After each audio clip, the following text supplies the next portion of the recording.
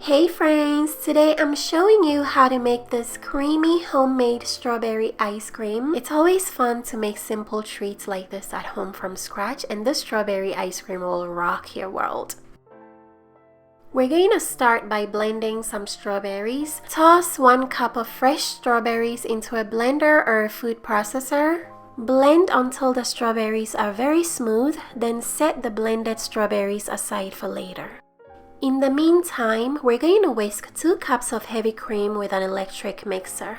Whisk the heavy cream on high speed for 8 good minutes. We want the heavy cream to become foamy and double in volume. Once you see that the heavy cream has doubled in volume, stop mixing and add the blended strawberries. Next, add 12 ounces of condensed milk, then mix everything together very well. Once everything is mixed in, pour the mixture into a freezer-safe container.